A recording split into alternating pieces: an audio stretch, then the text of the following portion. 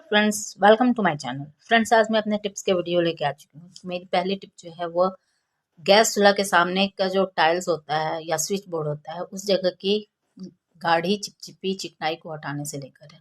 Friends, इस जगह switch अगर आपका स्विच बोर्ड हो तो यहाँ हम पानी और डिश वॉश से इसे साफ नहीं कर सकते हैं क्योंकि शॉक लगने का खतरा रहता है। तो वैसे में इस जगह को साफ करना काफी हार्ड हो जाता है और चिकनाई इतनी ज्यादा जम जाती है कि उसे साफ करने में काफी परेशानी होती है। लेकिन आज मैं आपके साथ एक ऑयल से इसे साफ करने की विधि बता रही हूँ जिससे कि आप काफी आसानी से और काफी कम मेहनत में इसे साफ कर लेंगे। तो फ्रेंड्स, इसके लिए हम लेंगे तारपीन का तेल और एक कपड़ा लेंगे। मैंने यहाँ व्हाइट कपड़ा लिया है ताकि आपको गंदगी दिख सके कि ये कितनी अधिक गंदगी है और कितने कम टाइम में इसे मैंने साफ कर लिया। तो सबसे पहले हम तारपीन के तेल से कपड़े को गीला कर लेंगे और वॉल पर हल्के हल्के हाथों से रब करेंगे। फ्रेंड्स, अगर चिकनाई काफ़ी ज़्यादा हो तो आपको 2 से 3 बार करना पड़ सकता है। तो पहले हम क्या करेंगे कि ऑयल को सारे चिकनाई पर फैला कर थोड़ी देर के लिए छोड़ देंगे। जैसे कपड़े से इसे फैलाकर थोड़ी देर के लिए छोड़ देंगे। जब 5 मिनट में जब ये फूल जाए उसके बाद आप इसे साफ करना शुरू करेंगे तो आप देखेंगे कि जो भी चिकनाई और गंदगी है वो काफ़ी आसानी से साफ होने लगेगी। तो इस तरह से आप 2-3 राउंड साफ करेंगे तो आपकी चिपचिपी दीवार जो है वो काफ़ी अच्छी साफ हो जाएगी। आप प्लेन हाथ से भी छू के देखेंगे तो आपको फील होगा कि यहाँ की चिपचिपी गंदगी साफ हो गई है और ये टाइल काफ़ी साफ हो चुका है। तो इस तरह से आप अपने स्विच बोर्ड और गैस चूल्हा के सामने की चिपचिपी गंदगी जो ऑयल से बनती है वो काफ़ी ज़्यादा गंदी हो जाती है। गैस के सामने वाला जगह तो हम अक्सर साफ कर लेते हैं लेकिन थोड़ा सा ऊंचाई पे जो रहता है वहाँ तक डेली हम साफ नहीं कर पाते हैं क्योंकि हाथ नहीं पहुँचता है। तो ऐसी जगह की सफाई आप लगभग 15 दिन पे एक बार कर ले तो आपकी ये गंदगी साफ हो जाएगी। फ्रेंड्स, अगली टिप जो है मेरी वो आर्टिफिशियल ईयर रिंग को लेकर है। काफ़ी लोगों को आर्टिफिशियल ईयर रिंग पहनने से कानों में एलर्जी हो जाती है, खुजली होने लगती है। तो ऐसे में हम क्या करेंगे कि ट्रांसपेरेंट नेल पेंट लेंगे और नेल पेंट लेने के बाद ईयर रिंग का जो पार्ट हमारे कान में टच होता है उस जगह हम क्या करेंगे कि नेल पेंट को अप्लाई कर देंगे। ये ईयर रिंग है, अगर आपके पास टॉप्स हो तो टॉप्स में भी आप यही कर सकते हैं। हम क्या करेंगे कि जो पार्ट आपके कान में टच होती है उस पार्ट पर हम नेल पेंट लगा देंगे। अगर आपके पास ट्रांसपेरेंट नेल पेंट हो तो वो ज़्यादा अच्छी हो क्योंकि वो कोई भी कलर नहीं लेगी, देखने में पता भी नहीं चलेगा और आपको एलर्जी भी नहीं होगी। तो इस तरह से हम क्या करेंगे कि ईयर रिंग में इसे अच्छी तरह से अप्लाई कर देंगे। अप्लाई करने के बाद इसे हम सूखने के लिए रख देंगे। इसके बाद मैंने दोनों ईयर रिंग में नेल पेंट को अप्लाई कर दिया है और नेल पेंट अप्लाई करने के बाद इसे हम अच्छी तरह से सूखने देंगे। इसके बाद आप आराम से इसे पहन सकते हैं। बस ये ध्यान रखिएगा कि ईयर रिंग में फंसाने वाला जो होल है वो ना बंद हो जाए क्योंकि अगर नेल पेंट सूख जाएगा तो फिर आपको उसे साफ करने में काफ़ी परेशानी होगी। फ्रेंड्स, मेरी अगली टिप जो है वो गुड़ को लेकर है। अक्सर लोग हेल्थ कॉन्शियस होने के कारण गुड़ डालकर चाय में पीते हैं लेकिन मार्केट का जो गुड़ होता है उसमें मिलावट होने का अंदेशा रहता है। तो मैं आज जो नॉर्मल गुड़ हम लाते हैं उससे ही क्रश करने की एक तरकीब बता रही हूँ। तो इसके लिए हम क्या करेंगे कि गुड़ ले लेंगे। बस ध्यान ये रखना है कि गुड़ सूखा हो। गीला गुड़ होगा तो उससे हम इसे कद्दूकस अच्छी तरह से नहीं कर पाएंगे। इसके बाद हम क्या करेंगे कि कद्दूकस इसे हम इस तरह से कद्दूकस कर लेंगे। कद्दूकस करने के बाद इसे आप किसी कंटेनर में स्टोर कर लें और जब भी चाय पीनी हो तो चाय बनाने के बाद आप अपने टेस्ट के अकॉर्डिंग गुड़ का जो बुरादा है उसे डालकर पी सकते हैं। इस तरह से आपको चीनी के नुकसान से आप बच सकते हैं। तो आई होप आपको ये टिप पसंद आई होगी। काफ़ी लोग दही वगैरह में गुड़ खाना पसंद करते हैं तो वैसे में भी इस तरह से कद्दूकस किया हुआ गुड़ आपको काफ़ी पसंद आएगा। फ्रेंड्स, अगली मेरी टिप जो है वो कंटेनर को साफ करने के लेकर है। अक्सर हम कंटेनर साफ करते हैं और आप साफ करते हैं आपने देखा होगा कि कई बार क्या होता है कि कंटेनर के ऊपर जो स्क्रब का जो ये ग्रीन वाला पार्ट है वो अगर लग जाए तो इसे हम साफ करने के लिए स्पंज वाला पैड यूज करते हैं। लेकिन कभी बाय मिस्टेक भी इसका ग्रीन वाला पार्ट लग जाए तो कंटेनर पर स्क्रैच लग जाता है जो कि अच्छा नहीं लगता है। तो हम ऐसा क्या करें कि हमारा कंटेनर साफ भी रहे और उस पर स्क्रैच भी ना लगे। तो उसके लिए हम क्या करेंगे कि आप कोई भी पुराना सॉक्स ले लें और उसे अपने हाथों में इस तरह से पहन लें।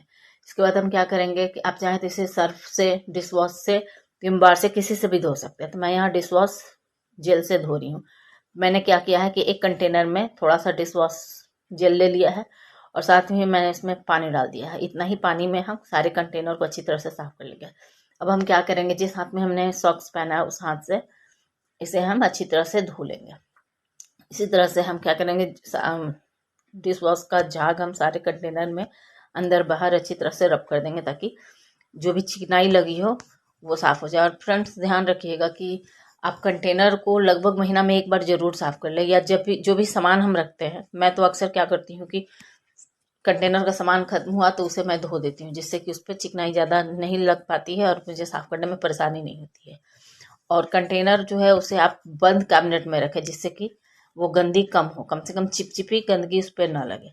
तो इस तरह से हम क्या करेंगे, सॉक्स की हेल्प से हम सारे कंटेनर उसके ढक्कन को धो लेंगे। सारे कंटेनर और उसके ढक्कन को जब हम इस तरह से जेल से साफ़ कर लेंगे, उसके बाद मैं इसे साफ पानी से धोकर दिखाती हूँ कि सारी चिकनाई भी निकल गई।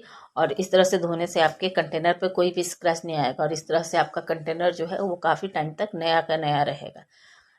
स्क्रब से धोने से क्या होता है कि कंटेनर पे स्क्रैच आ जाता है, उसके बाद वो थोड़ा पुराना दिखने लगता है, इसलिए हमें काफ़ी परेशानी होती है। कितने बार तो हम कंटेनर को चेंज कर लेते हैं, क्योंकि वो दिखने में अच्छी नहीं लगती है, क्योंकि स्क्रैच लगा हुआ बर्तन हो, खाने वाला बर्तन हो चाहे कंटेनर हो, दिखने में अच्छा नहीं लगता है।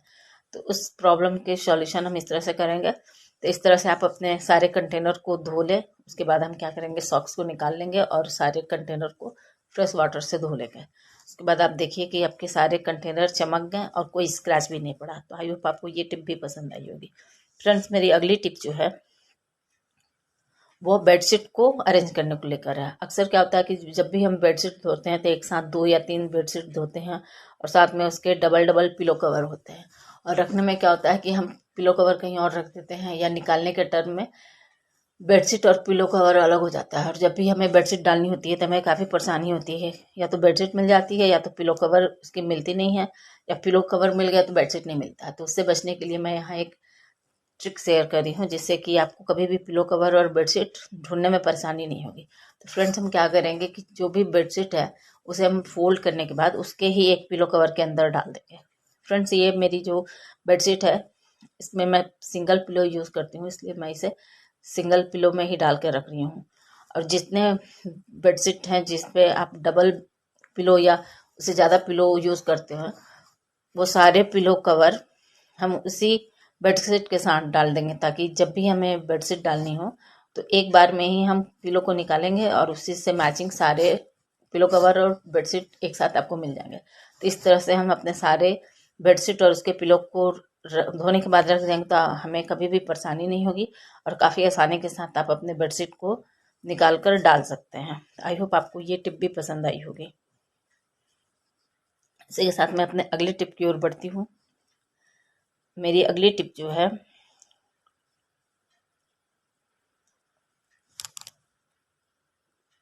वो बॉबिन केस को लेकर है।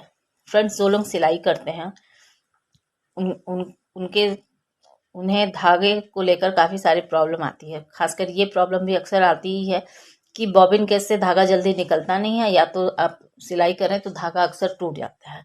ऐसा इसलिए होता है क्योंकि बॉबिन केस जब पुरानी होती है या जब हम दुकान से खरीद के लाते हैं तो उसमें कुछ पॉलिश टाइप का लगा रहता है। हवा के कांटेक्ट के कारण वहाँ जंग लग जाता है, जिसके कारण धागा जो है वो अच्छी तरह से निकल नहीं पाता है और धागा टूट जाता है। तो उससे बचने के लिए हम क्या करेंगे कि एक ईयरबड लेंगे और उसे उसके ऊपर वैसलीन लगा लेंगे। वैसलीन लगाने के बाद हम क्या करेंगे कि बॉबिन केस में जिस जगह से धागा बाहर निकलता है उस जगह हम इससे पोंछेंगे, या आप वैसलीन को अप्लाई कर सकते हैं। आप चाहे तो पूरे बॉबिन केस पे भी इसे अप्लाई कर सकते हैं। इससे क्या होगा कि जितने पार्ट में जंग लगा हो वो साफ हो जाएगा, या वहाँ कोटिंग हो जाएगी, जिससे जंग बढ़ेगा नहीं। तो मैंने यहाँ क्या किया कि अंदर और बाहर दोनों तरफ इसे अप्लाई कर लिया है। आप अप्लाई करने के बाद जब निकाल कर देखेंगे तो आपको पता चलेगा कि इसमें काफ़ी जंग लगा हुआ है। अगर आपके पास छोटा स्क्रू हो, बहुत ही सावधानी के साथ अगर स्क्रू आप खोल सकते हैं तो यहाँ स्क्रू खोल के उस जगह भी आप वैसलीन अप्लाई कर दें। ऐसा करने से क्या होगा कि धागा जो है आपका आराम से निकलने लगेगा और टूटने की समस्या नहीं होगी। तो इस तरह से आप अपने पुराने बॉबिन केस में भी धागा डालकर अच्छी तरह से सिलाई कर सकते हैं, क्योंकि बॉबिन केस में कोई प्रॉब्लम नहीं रहती है, बस जंग लगने के कारण धागा जो है स्मूथली निकल नहीं पाता, अटक अटक के निकलता है, जिससे कि धागा टूट जाता है। तो आई होप आपको ये टिप भी काफ़ी काम आएगी। तो इसी के साथ मैं अपने अगले टिप की ओर बढ़ती हूँ। फ्रेंड्स, मेरी अगली टिप जो है वो चश्मे के खाली डिब्बों को लेकर है। काफ़ी टाइम या तो हम चश्मा बदल लेते हैं या चश्मा टूट जाता है तो उसका जो डिब्बा होता है उसे हम फेंक देते हैं। लेकिन आज के वीडियो को देखने के बाद आप इन डिब्बों को संभाल के रखेंगे और उसका इस्तेमाल भी कर सकेंगे। तो पहले ही मेरी टिप जो है वो मोबाइल चार्जर को लेकर। फ्रेंड्स, काफ़ी सारे हमारे घर में मोबाइल होते हैं और सब में चार्जर होता है, और कुछ मोबाइल ऐसे होते हैं कि एक ही चार्जर से 2 या 3 मोबाइल भी चार्ज हो जाते हैं। तो वैसे में सारे चार्जर को ऊपर रखना ज़रूरी नहीं है। तो क्या हम करेंगे कि जो भी इस्तेमाल करने वाला नहीं वायर है उसे हम इस तरह से अच्छी तरह से फोल्ड करके इस डब्बे में डालकर इसे रबर बैंड से सिक्योर कर देंगे और अडेप्टर के साथ ही इसे कैबिनेट में रख देंगे, ताकि हमारे वायर जो है वो सही सलामत रहे और जब भी आपको ज़रूरत पड़े तो इसे आप निकाल कर आसानी से यूज़ कर सकें। दूसरी टिप जो है वो भी इस डिब्बे को ही लेकर है।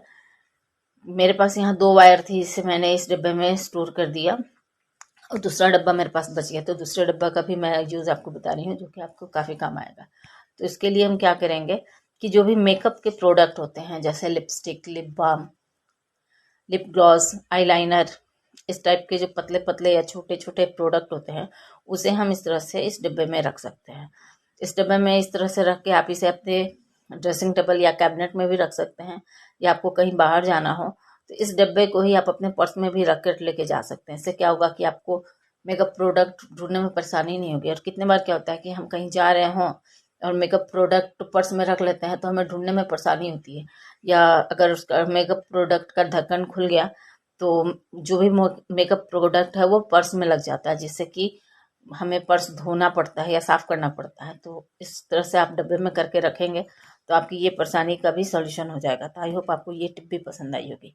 फ्रेंड्स, मेरी अगली टिप जो है वो बैंगन को लेकर है। जब भी हम बैंगन को लेके आते हैं और उसे कट करते हैं, जब भी इसके सब्जी बनाने के लिए, तो उसका जो डंठल वाला पार्ट होता है उसे हम फेंक देते हैं। लेकिन आज के वीडियो में मैं आपके साथ एक टिप शेयर करी हूँ, जिससे कि आप इस बैंगन के डंठल का भी इस्तेमाल ले सकेंगे और आपको ये काफ़ी पसंद आएगा। तो मैंने क्या किया कि बैंगन का ये डंठल ले लिया है, इसके ऊपर मैंने कोलगेट पेस्ट अप्लाई कर लिया है। इसके बाद हम इसे लेकर अपने वॉश बेसिन के पास जाएंगे।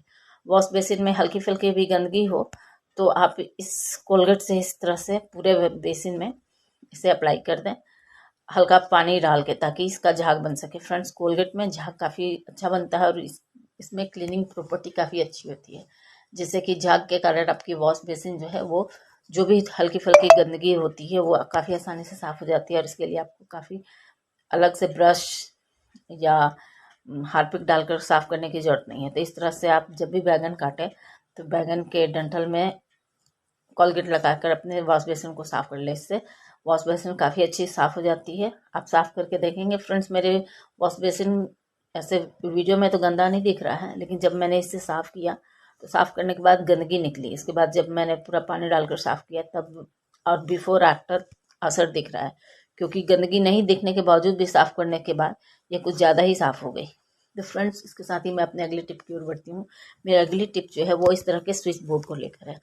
फ्रेंड्स, अक्सर इस तरह का स्विच बोर्ड होता है, या तो बच्चों के पहुंच में हो या बेड के आस पड़ोस में हो, तो बच्चे क्या करते हैं कि सॉकेट में उंगली डालने की कोशिश करते हैं, जिससे कि उन्हें करंट लग जाता है। तो ऐसे में हम क्या करेंगे कि जो बिंदी हम लगाते हैं उसकी बड़ी वाली जो बिंदी होती है उसे हम लेंगे, और बिंदी लेने के बाद हम क्या करेंगे कि इसके एक एक होल के ऊपर बिंदी लगा देंगे, जिससे कि होल बंद हो जाए।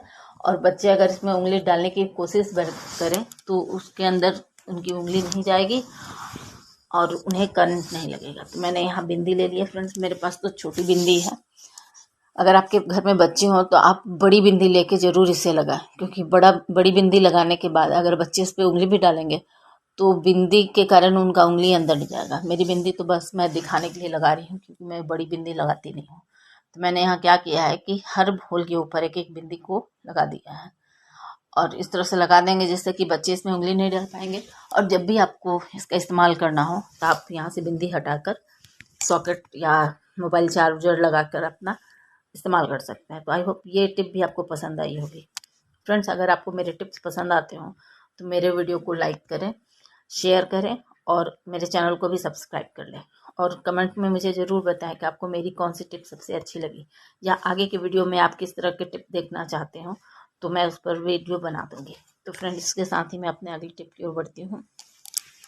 मेरी अगली टिप जो है वो बेल्ट को लेकर है। फ्रेंड्स, हम सभी के घर में 4-5 बेल्ट तो होती ही है, और आपने अक्सर देखा होगा कि बेल्ट को या तो हम टांग कर रख देते हैं।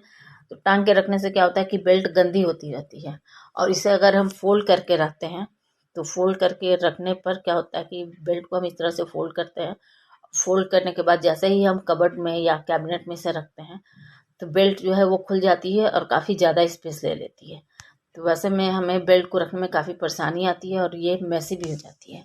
तो इसके लिए मैं यहाँ आपके साथ एक टिप शेयर कर रही हूँ। तो सबसे पहली तो टिप ये है कि इसे हम बेल्ट को इस तरह से टाइट पकड़ कर लपेट लेंगे। पूरे बेल्ट को लपेटने के बाद इसे सिक्योर करने के लिए आप चाहें तो इसमें एक रबर बैंड लगा दें, जिससे कि इसे अगर आप कैबिनेट में रखेंगे तो ये खुलेगी भी नहीं। तो आप चाहें तो इस तरह से रबर बैंड से इसे सिक्योर करके एक के ऊपर एक करके 3-4 बेल्ट रख सकते हैं। अगर आप इसे कैबिनेट में ऐसे नहीं रखना चाहते हो और बेल्ट, काफ़ी सारे बेल्ट ऐसे होते हैं जो काफ़ी कम यूज़ होते हैं, तो वैसे में हम क्या करेंगे कि बेल्ट को इस तरह से लपेट देंगे। और आपके पास कोई भी पुराना सॉक्स हो तो हम क्या करेंगे, पुराने सॉक्स के अंदर इस तरह से बेल्ट को डाल देंगे। इस तरह से क्या होगा कि बेल्ट जो है आपका खुलेगा भी नहीं, ना ही गंदा होगा, और आप इसे आराम से रख सकते हैं। जब भी इस्तेमाल करना हो तो आप इसे निकाल कर इस्तेमाल कर सकते हैं। साथ ही एक सॉक्स में आप 2 या 3 बेल्ट को भी रख सकते हैं। तो इस तरह से आप अपने बेल्ट को अच्छी तरह से मोड़कर सॉक्स के अंदर भी काफ़ी आसानी से रख सकते हैं। और आपके पास अगर एक पेयर सॉक्स हो तो उसमें आप 4 बेल्ट आराम से रख सकते हैं। तो आई होप आपको ये टिप भी पसंद आई होगी। इसके साथ ही मैं अपने अगले टिप की ओर बढ़ती हूँ। फ्रेंड्स, मेरी अगली टिप जो है वो अदरक को स्टोर करने को लेकर है। फ्रेंड्स, कभी कभार क्या होता है कि हम मार्केट से थोड़ा अधिक अमाउंट में अदरक लेके आ जाते हैं, और वैसे में क्या होता है कि अदरक को हमें स्टोर करके कुछ ज़्यादा दिन के लिए रखना होता है। तो हम इसे कैसे रखें कि अदरक जल्दी ख़राब ना हो। और इसे अगर हमें फ्रिज में भी रखना हो तो उसके लिए हम क्या करेंगे कि कोई भी पेपर लेंगे। अगर आपके पास टिश्यू पेपर हो तो टिश्यू पेपर भी ले सकते हैं। मैंने यहाँ अखबार का पेपर लिया है कि क्योंकि अखबार का पेपर सबके पास मिल जाता है। तो हम क्या करेंगे कि सारे अदरक को अखबार में इस तरह से रख लेंगे। सबसे पहले तो आपको ये देखना है कि अदरक जो है वो भींगा हुआ नहीं होना चाहिए। अगर अदरक भींगा हुआ है तो उसे आप अच्छी तरह से पोंछ के सुखा लें। मेरी जो अदरक है वो सूखी हुई थी, इसलिए मैं इसे पेपर में अच्छी तरह से फोल्ड करके रख दी। अब इसे आप फ्रिज में रख देंगे, ये आपका 15 दिन तक सही रह जाएगा। उसके बाद जो अगली टिप जो है मेरी, वो हरी मिर्च को स्टोर करने को लेकर है। फ्रेंड्स, अक्सर हम देखते हैं कि हरी मिर्च अगर हम 250 या हाफ केजी ला के रखते हैं तो ये काफ़ी जल्दी ख़राब होने लगती है। तो इसे बचाने के लिए कि ज़्यादा से ज़्यादा दिन तक ये चले, इसके लिए हम क्या करेंगे कि सबसे पहले हरी मिर्च को सुखा लेना है। अगर आप मिर्च को ला के धोते हैं तो उसे धोने के बाद उसे अच्छी तरह से सुखा लेना है।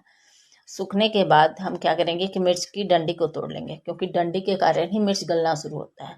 तो डंडी को हम तोड़ लेंगे, और तोड़ने के बाद हम क्या करेंगे कि मिर्च के ऊपर 1 चम्मच सरसों का तेल डाल लेंगे। आप चाहे तो रिफाइंड ऑयल भी डाल सकते हैं, और उसे हम अपने हाथों से इस तरह से चलाएंगे कि ऑयल जो है वो सारे मिर्च के ऊपर कोट हो जाए। उसके बाद हम किसी भी कंटेनर में इसे रख लेंगे। अगर आपके पास एयर टाइट कंटेनर हो तो आपकी मिर्च की लाइफ थोड़ा बढ़ जाएगी। उसके बाद हम क्या करेंगे कि इन मिर्च को हम कंटेनर में डालकर बंद कर लेंगे, और उसके बाद इसे हम अपने फ्रिज में डाल देंगे। इस तरह से आपका मिर्च जो है वो 15 से 20 दिन तक सही रह जाएगा। अब फ्रेंड्स, मिर्च का जो डंठल है उसका भी हम इस्तेमाल करेंगे। तो उसके लिए मैंने क्या किया है कि एक बाउल में 1 गिलास पानी लिया है, उसमें मैंने जो भी टूटे फूटे मिर्च थे और उसके डंठल थे उसे मैंने रख दिया। इसे हम लगभग ओवरनाइट रखें या 2 घंटा कम से कम रखें, ताकि पानी में मिर्च का थोड़ा सा तीखापन आ जाए। इसके बाद हम इसे लेकर चलेंगे अपने प्लांट के पास। फ्रेंड्स, अक्सर हमने देखा है कि प्लांट जो होता है उसमें चींटियाँ लग जाती है या हल्का फल्का फंगस लगने लगता है। तो वैसे में हम क्या करेंगे कि ये पानी को हम उस प्लांट में डाल देंगे, जिससे कि चींटियाँ उसमें नहीं लगेगी। फ्रेंड्स, मेरी अगली टिप जो है वो बिस्किट या टोस्ट को लेकर है। अक्सर आपने देखा होगा कि हम डिब्बे में रखकर, कंटेनर में रखकर भूल जाते हैं, और जब भी हमें याद आती है और हम जब कंटेनर खोलते हैं तो देखते हैं बिस्किट या टोस्ट है उसमें सीलन आ गई है, वो क्रिस्पी नहीं है। तो इसे फिर से हम क्रिस्पी कैसे करें, उसके लिए मैं यहाँ एक टिप शेयर कर रही हूँ। तो फ्रेंड्स, सबसे पहले मैंने क्या किया है कि तवे को लिया है। तवे को लेने के बाद मैंने एल्युमिनियम फॉइल रैप जो होता है उसे तवे के साइज में कट कर लिया है। उसके बाद हम क्या करेंगे कि तवे के ऊपर एल्युमिनियम फॉइल को इस तरह से अच्छी तरह से कवर कर देंगे। एल्युमिनियम फॉइल के ऊपर, तवे के ऊपर एल्युमिनियम फॉइल मैंने इसलिए कवर किया है कि एल्युमिनियम फॉइल डालने के बाद ना जो भी आपके बिस्किट या टोस्ट हैं वो जलेंगे नहीं। डायरेक्ट तवा पर डालने से ना कभी कभार ये जल जाते हैं, नीचे थोड़ा सा डार्क हो जाता है, जिसके कारण टेस्ट में अंतर आ जाता है। तो मैंने क्या किया है कि एल्युमिनियम फॉइल लगा दिया है। उसके बाद जितने भी टोस्ट आएगी उसे हम तवे पर डाल देंगे। तवे पर डालने के बाद हम क्या करेंगे, इसे गैस चूल्हा पर ले जाएंगे और एकदम लो फ्लेम पर इसे गर्म करेंगे। गर्म करने के बाद आप लगभग 2 मिनट के लिए गर्म करें, उसके बाद फ्लेम ऑफ कर दें। उसके बाद जब आप बिस्किट को ठंडी होने दीजिएगा, ठंडा होने के बाद बिस्किट आपकी जो है वो क्रिस्पी हो जाएगी। फ्रेंड्स, मेरी अगली टिप जो है वो गैस चूल्हा पर लगे चिपचिपेपन को साफ करने से लेकर है। फ्रेंड्स, अक्सर हम खाना बनाने के बाद कुकटॉप को डिश वॉश से साफ करते हैं, लेकिन कुछ पार्ट ऐसे होते हैं जैसे बैक साइड या किनारे वाला साइड, एक साइड जो होता है वो हम डेली साफ नहीं कर पाते हैं, और ऐसी जगह में जो गंदगी होती है वो काफ़ी कड़ी चिकनाई लग जाती है। तो उसे साफ करने के लिए मैंने यहाँ एक कपड़े में तारपीन का तेल लिया है। इसी तेल से मैंने टाइल्स के ऊपर और स्विच बोर्ड के ऊपर की गंदगी को साफ की थी। तो फ्रेंड्स, कपड़े पर हम तेल को लेकर इस तरह से गैस चूल्हा के बैक साइड में साफ करना शुरू करेंगे। आप देखिएगा कि थोड़ी देर में ही आपकी गैस चूल्हे पर जो जमी हुई गंदगी थी वो काफ़ी आसानी से साफ होने लगेगी। तो इस तरह से हम गैस चूल्हा के चारों तरफ इसे हम साफ करेंगे। ऊपर वाला पार्ट तो साफ हो जाता है, आप चाहे इसे बैक साइड में भी कर लें, क्योंकि बैक साइड में भी कभी कभार ये ऑयल जो है चूकर काफ़ी थिक गंदगी बन जाती है, जो कि आप कभी भी गैस चूल्हा को आगे पीछे करें तो आपको फील होगा काफ़ी चिपचिपापन। लेकिन हाँ, वो साफ़ नहीं हो पाता है, और साफ़ करने में अगर आप इसे डिश वॉशर से साफ़ करेंगे तो काफ़ी मेहनत लगती है। तो इस ऑयल से आप साफ़ करेंगे तो आपकी मेहनत भी कम लगेगी, और काफ़ी कम टाइम में आप और बिना बहुत गंदा किए ही अपने गैस को एकदम अच्छी तरह से साफ़ कर लेंगे और इसकी सारी चिकनाई साफ़ हो जाएगी। तो मैंने यहाँ गैस चूल्हा के बैक साइड उसके नॉब पर जो भी गंदगी लगी हुई थी उन सारे गंदगी को उससे साफ कर लिया है। इसके बाद हम पीछे चारों साइड इसे अच्छी तरह से साफ कर लेंगे। गैस चूल्हा का जो नॉब होता है उस जगह भी कुछ गंदगी जमी रहती है, तो उसे मैंने साफ करने के लिए आप चाहे तो चम्मच से कर सकते हैं, मैंने यहाँ सीजर का इस्तेमाल किया है। तो सीजर के हेल्प से मैं इसे साफ कर रही हूँ। आगे की साइड उतनी गंदगी नहीं रहती है, फिर भी बहुत हद तक जो गंदगी है वो भी इससे साफ हो जाएगी। आप इसे साफ करने के बाद देखेंगे कि इतना साफ आप डिश वॉश से नहीं कर सकते हैं जितना कि इस ऑयल से हो जाता है। बस आपको ध्यान ये रखना है कि इसे साफ करने के बाद आप डायरेक्ट तुरंत इस पर खाना ना बनाएं, क्योंकि तारपीन का तेल जो होता है उसकी स्मेल काफ़ी स्ट्रांग होती है। तो इससे साफ करने के बाद आप एक बार इसे या तो आप इसे डिश वॉश से साफ कर लें, या तो आप रात को इसे साफ करके छोड़ दें ताकि सुबह तक में इसका स्मेल खत्म हो जाए। अगर दिन में आप इससे साफ कर रहे हो, तारपीन के तेल से साफ करने के बाद डिश वॉश जेल से या डिटर्जेंट से आप गैस को साफ कर लें, ताकि जब भी खाना आप बनाए तो खाने में कोई भी ऐसी स्मेल ना आए जो कि आपको आपके खाने के टेस्ट को खराब करे।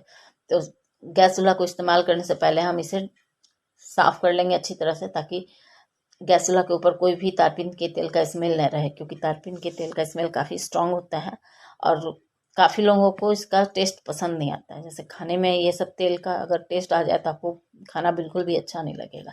तो इसलिए हमें खाना बनाने से पहले इसे डिश वॉश से साफ़ कर लेना है, और साफ़ करने के बाद फिर आप आराम से इस पर खाना बना सकते हैं। तो इस तरह से आप अगर अपने गैस चूल्हा को साफ़ करते हैं तो आपके गैस चूल्हा के ऊपर कभी भी चिकनाई नहीं लगेगी। तो आई होप आपको टिप्स सारे ही पसंद आए होंगे। धन्यवाद।